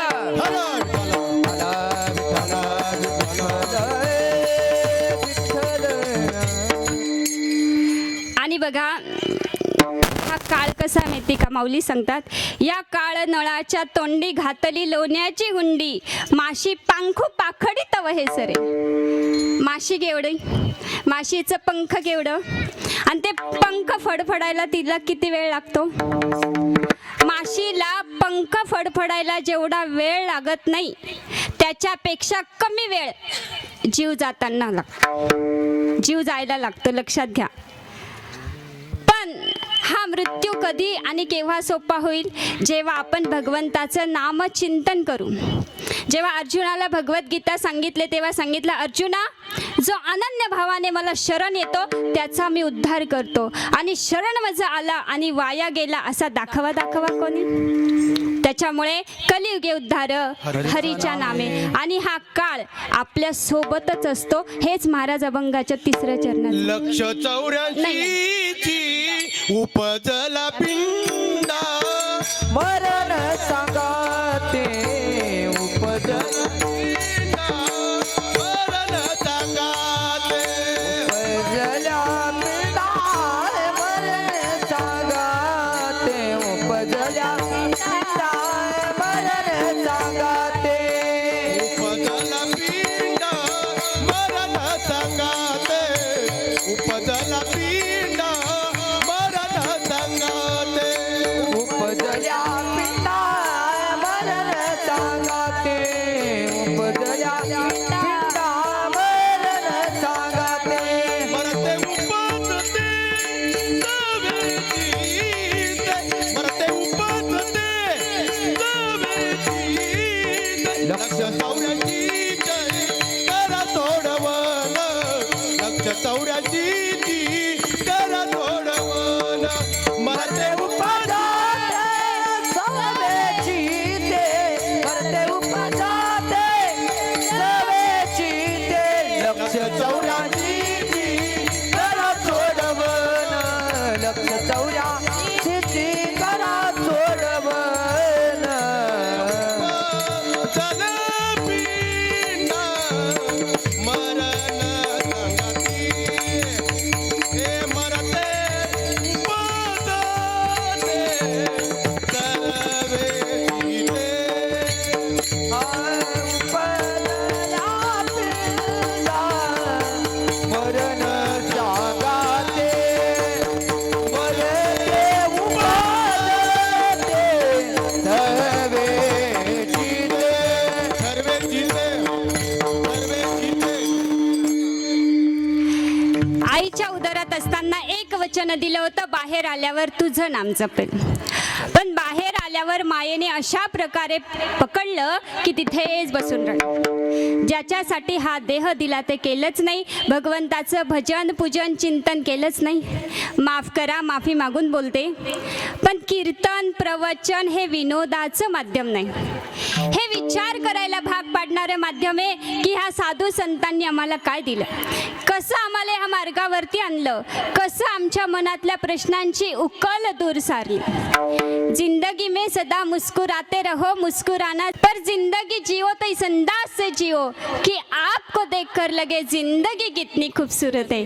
आणि हे जीवन त्याच वेळेला सुंदर होतं ज्या वेळेस मुखामध्ये नाम, हाताने टाळी, वारी चुकू न दे हरी. मोठ्या प्रेमाने दोन्ही हात वरती करत भजन करा. विठ्ठल विठोबाय रखुमाये, हो पार कुमार, विठोबा रखुमाये.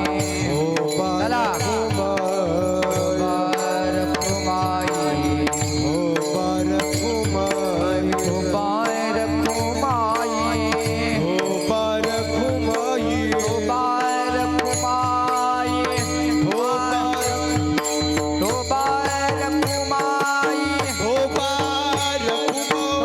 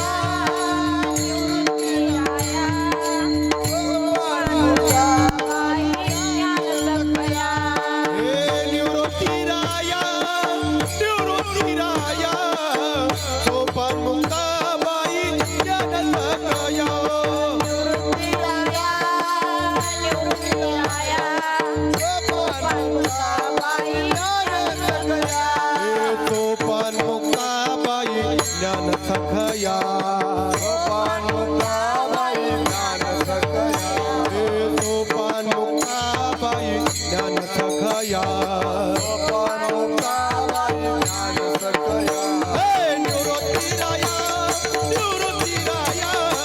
सोपान मुक्ताबाई ज्ञान सखया निवृत्तीराया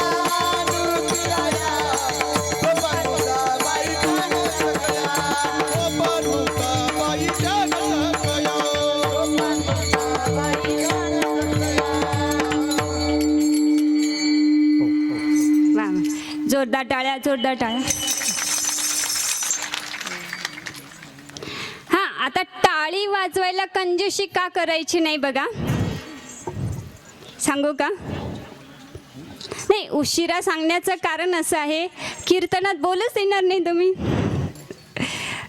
बघा, एकदा एका मच्छराची माता मच्छराला उडायला शिकत असते बरं काही. आता लेकुराचे हित वाहे माऊलीचे चित्त, ऐसी कळवळ्याची जाती करी लाभावी न प्रीती. आणि ते मच्छर जेव्हा छान उडून येतं नाही, तेव्हा आई विचारते, बाळ आजचा तुझा उडण्याचा पहिला दिवस कसा होता बरं का? आता आईच ती कोणी असू दे, तेव्हा ते मच्छराचं ते लेकरू त्या आईला म्हणतं, अगं आई काय सांगू तुला, जिथे जिथे मी उडायला गेलो ना तिथल्या लोकांनी टाळ्या वाजून माझं स्वागत केलं. तुम्ही प्रॅक्टिकल.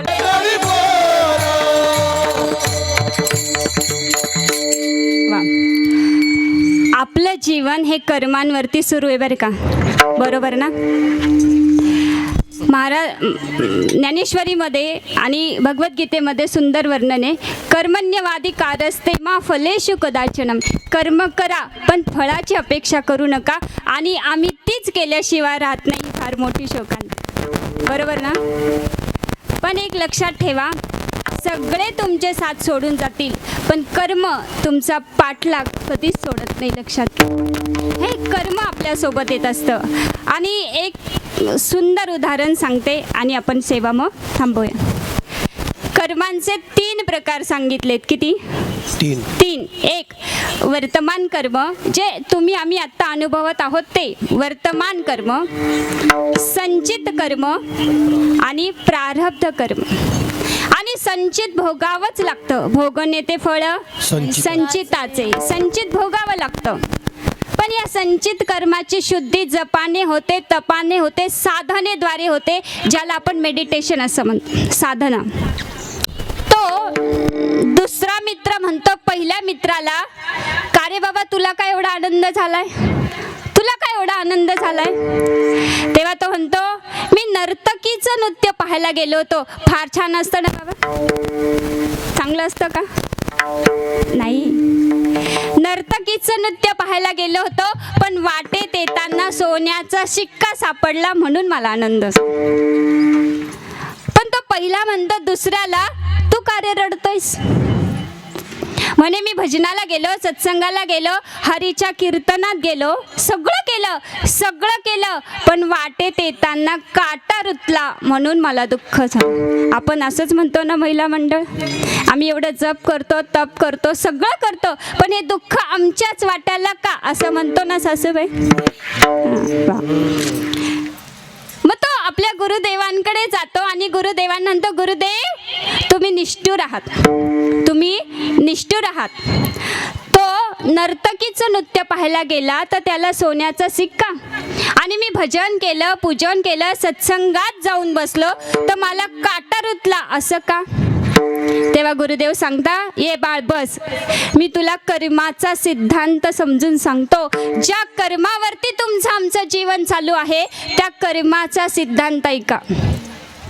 हे बघ म्हणे, त्याच्या नशिबात एक नाही तर हजारो सोन्याचे शिक्के लिहिले होते. किती? हजारो. प्रारब्धात लिहिलं होतं मिळणारे, पण त्याच्या कुकर्मामुळे, त्याच्या वाईट संगतीमुळे, कारण जसा संग तसा रंग, त्याच्या कुकर्मामुळे, त्याच्या वाईट संगतीमुळे त्या हजारो सोन्याच्या शिक्क्याचं रूपांतर प्रशांत भाऊ एका शिक्क्यात झालं. कारण जसा संग तसा रंग. पण तू चांगलं कर्म केलं, सत्संगात जाऊन बसला, हरीच्या कीर्तनामध्ये गेला, सत्संगामध्ये सप्ताहामध्ये जाऊन बसला, भजन केलं, पूजन केलं, साधू संतांची सेवा केली, संतांचे संगती मनोमार्ग गती अकळावा श्रीपती येणे पण. आणि तू चांगलं कर्म केल्यामुळे तुझ्या प्रारब्धात एक नाही तर हजारो काट्यांच्या फासात अडकून तुझा देहांत लिहिला होता. देहांत म्हणजे मरण. पण तू चांगलं कर्म केल्यामुळे, साधू संतांची सेवा केल्यामुळे त्या हजारो काट्याचं रूपांतर एका काट्याचं. म्हणजे काय, प्रारब्धाचे भोग भोगावेच लागतात, पण आपल्या चांगल्या किंवा वाईट कर्मामुळे आपण त्याचा केले कर्म झाले त्याची भोग आले उपदल मेले आई देखी उपदल मेले आई देखी केले कर्म झाले त्याची भोग आले उपदल मेले आई देखी उपदल मेले आई देखी. जाता जाता संदेश देऊन जाईल, चालेल ना? चांगलं कर्म करा, वैर कधी कुणाशी धरू नका, मुलगा मुलगी असा भेद करू नका. लक्षात घ्या, कारण आम्हालाही 2 कन्या आहेत. आधी केले मग सांगितले, बरोबर ना? बरेच लोक म्हणतात हे कीर्तनकार लोक सांगतात पण तसं वागत नाही. महाराज आधी केले मग सांगितले. कारण माझे गुरु, माझे सासरे मला नेहमी सांगतात, नको खेद करू कोणत्या गोष्टीचा, पती लक्ष्मीचा जाणत असे. कारण तुलाही 2 कन्या आहे आणि हा विश्वास आहे की माझ्या कन्या जिथे कुठे जातील तिथे माझ्या संस्कारांचा दिवा तेवत ठेवतील. आणि आज आपल्या मुलांना संस्कारांची शिदोरी द्या. आपल्या मुलांना संपत्तीची नाही तर संस्कारांची शिदोरी द्या. लक्षात घ्या, कारण आज समाजाला विनोदाची आवश्यकता नाहीये. हे बघा, हे सुंदर असे छान बाळ गोपाळ आमच्या संस्थेमध्ये आई वडिलांना सोडून राहतात. त्यांचं वय काय, पण आज समाजाला संस्कारांची गरज आहे. लक्षात घ्या. आणि आपल्या मुलांना चांगले संस्कार द्या. आपल्या मुलांना सांगा गळ्यामध्ये तुळशीची पवित्र माळ घाला. आपल्या मुलींना ऋग्वेदामध्ये द्यायचं असेल ना तर ज्ञानेश्वरी सारखा पवित्र ग्रंथ द्या, भगवद्गीतेसारखा ग्रंथ द्या. आणि सासरच्या मंडळींना सांगा, मी माझ्या मुलीला काही जरी नाही दिलं तर मी माझ्या मुलीला आज ज्ञानेश्वरी सारखा पवित्र ग्रंथ दिलाय जो तुमच्या दोन्ही कुळाचा उद्धार करेल. आणि वैर कधी कुणाशी धरू नका, इतरांशी प्रेमाने वागा. काळाला डोळ्यासमोर ठेवून वर्तन असलं पाहिजे. आणि आपली जी आजची सेवा आहे आणि अभंग घेण्यामागचं कारण काय आहे बरं का बाबा, लक्षात घ्या. आपली सेवा गंगेच्या किनारी आहे, सुजलाम सुफलाम असं सुंदर वातावरण आहे. आणि बाबा, पूर्वीच्या लोकांना हे माहीत असेल की गंगेच्या किनारी रहाट असायचं, रहाट, बरोबर ना? आणि त्याला एक बैल जुंपलेला असायचा आणि तो बैल जेव्हा गोल फिरायचा तेव्हा ते रहाट खाली येऊन त्यात पाणी भरून मग वरती शेताला ते पाणी जायचं. आता मी तर काही बघितले नाही, पण जुने जाणकार मंडळी इथे बसली त्यांना माहीत असेल, बरोबर ना? पण महाराजांचं वर्णन बघावर का किती, कारण संतांचा प्रत्येक बघणं हे साक्षी भावाने असतं. आपण कर्म करत असतो पण त्यातलं मर्म आपल्याला कळत नाही. आणि मग महाराज सांगतात की हा जो 84 लाख योनीचा फेरा आहे याला महाराजांनी आपल्या या देहाला गाडगं म्हटले. काय म्हटले? गाडगं. गाडग्याची सुटी फुटली. कारण ते जे रहाट असायचं बाबा, त्या रहाट गोल फिरायचं, त्याला मातीचे मडके लावलेले असायचे, बरोबर? पण त्यातलं एखादं मडकं जेव्हा कधी खाली दगडाला लागून म्हणा किंवा काही कारणास्तव फुटलं तेव्हा त्याची त्याच्यातून सुटका व्हायची, त्याशिवाय त्याची सुटका नव्हती. तेव्हा महाराज म्हणता, अरे बाबांनो, ह्या आपल्याला 84 लाख योनीच्या फेऱ्यातून जर का आपली सुटका करून घ्यायची असेल तर हाच एक मानवी देह असा आहे की ज्याच्यात तुम्ही भगवंताचं भजन पूजन करून 84 लाख योनीच्या फेऱ्यातून तुम्ही तुमची सुटका करून घेऊ शकता. आणि हेच महाराज अभंगाच्या शेवटच्या चरणात. तुका मने माळ गुंतली रहाटी, तुका मने माळ गुंतली रहाटी, तुका मने माळ गुंतली रहाटी, तुका मने माळ गुंतली रहाटी, तुका मने माळ गुंतली रहाटी, तुका मने माळ गुंतली रहाटी, तुका मने माळ गुंतली रहाटी, तुका मने माळ गुंतली रहाटी. गाडग्याची सुटी फुटली या, गाडग्याची सुटी फुटली या, लक्षावरीच्या सोडविना कोणी, लक्षावऱ्यांच्या सोडविना कोणी. गाडग्याची सुटी, गाडग्याची सुटी फुटली, लक्षावऱ्यांच्या करा सोडवना, लक्षावऱ्यांची करा सोडवना. जावया चरण पाडून जा.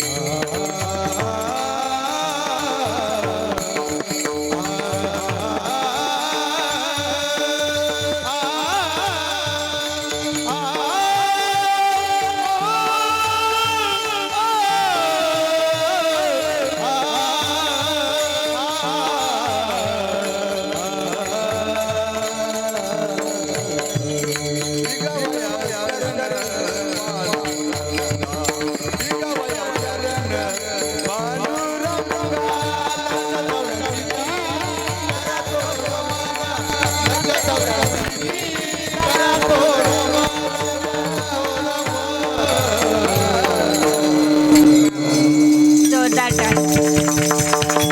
ऐकतच राहावंसं वाटतं महाराज वा. आणि हे बघा, आज आमचे बाबा विष्णू बाबा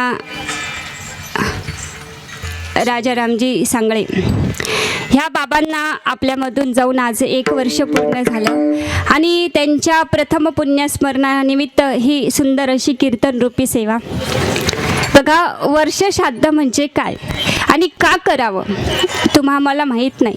फक्त शास्त्राने चालत आलंय म्हणून आम्ही ते करतो, पण परंपरेने चालू आहे म्हणून आम्ही करतो.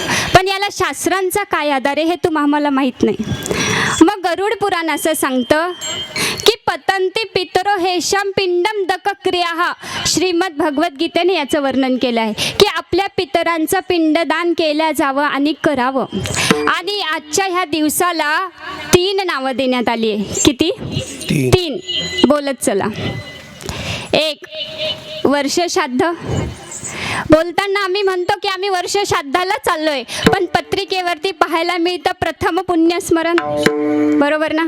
पण शास्त्राने याला अजून एक नाव दिलंय, ते म्हणजे चटश्राद्ध. वर्ष श्राद्ध म्हणजे काय?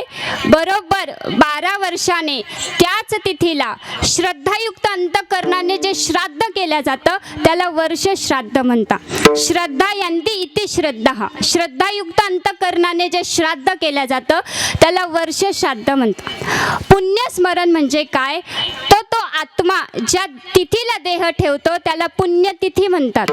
आणि बरोबर त्याच तिथीला 12 महिन्यानंतर त्या गेलेल्या व्यक्तीच्या आठवणींना उजाळा देणं, त्यांचं स्मरण करणं म्हणजे पुण्यस्मरण. लक्षात घ्या. आणि ह्या सांगळे कुटुंबाविषयी सांगायचं झालं तर त्याच परिवाराचा आम्ही सुद्धा एक भाग आहोत. आणि निफाड पंचक्रोशीमध्ये एक आदर्श कुटुंब कसं असावं, एक आदर्श भाऊ कसा असावा, एक आदर्श पती, एक आदर्श सुना कशा असाव्या याचं उत्तम उदाहरण म्हणजे हे सांगळे कुटुंब आहे बरं का. आणि यांच्या आदर्शांवरती आम्ही चालावं अशी आम्हाला शिकवण आहे. इतकं सुंदर हे कुटुंब आहे आणि माझं परम भाग्य की ह्या कुटुंबाचा मी एक भाग आहे. लक्षात घ्या. आणि चटश्राद्ध म्हणजे काय? तर बरोबर तो जीवात्मा आजच्या दिवशी 11:30 ते 11:45 मध्ये इथे अंगुष्ठ रूप म्हणजे अंगठा एवढा देह धारण करून येतो. आपण दाखवलेल्या नैवेद्याचा तो स्वीकार करतो आणि आपल्या माणसांना तो भरभरून आशीर्वाद देत असतो. आणि ज्या ठिकाणी हे श्राद्ध हे विधी केल्या जात नाही त्या ठिकाणी आपले पितर अतृप्त राहतात आणि अतृप्त अंतःकरणाने तुम्हा आम्हाला शाप देतात. त्याच्यामुळे आपल्या हिंदू सनातन संस्कृतीनुसार ह्या विधींना विशेष महत्त्व आहे आणि ते केल्या जावं असं शास्त्र सांगतं. विठ्ठल विठ्ठल.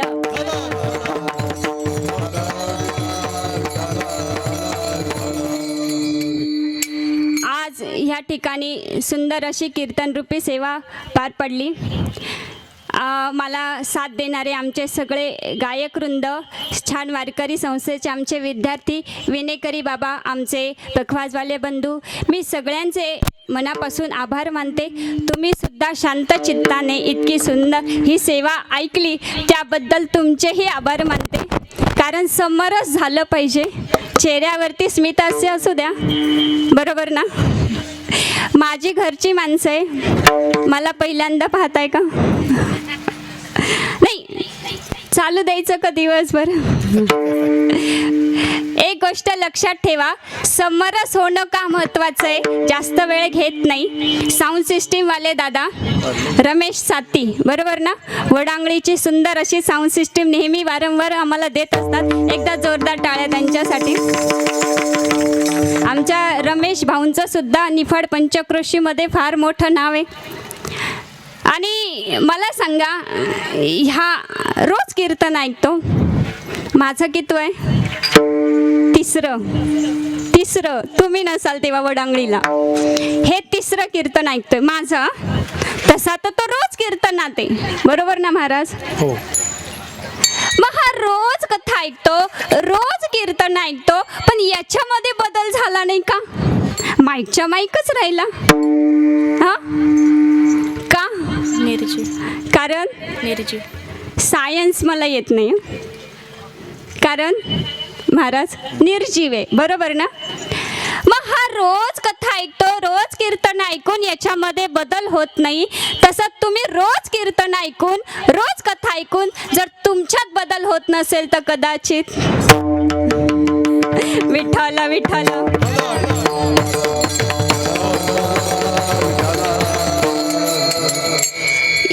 वैर कधी कुणाशी धरू नका, इतरांशी प्रेमाने वागा, काळाला डोळ्यासमोर ठेवून वर्तन असलं पाहिजे.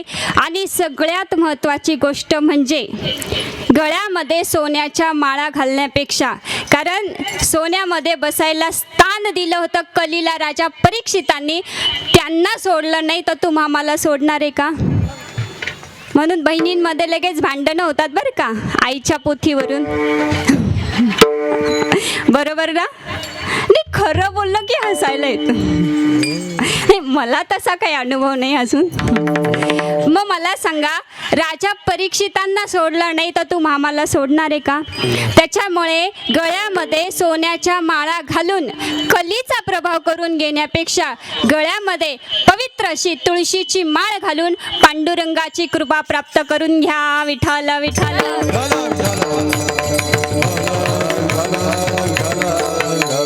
ज्ञानेश्वर माऊली, ज्ञानेश्वर माऊली, ज्ञानराज माऊली, विठ्ठल जय जय, जय विठ्ठल बोली गेले करा क्षमा भरा महाराज तुझी. नाही विचारिला अधिकार मी आपला करा क्षमा भरा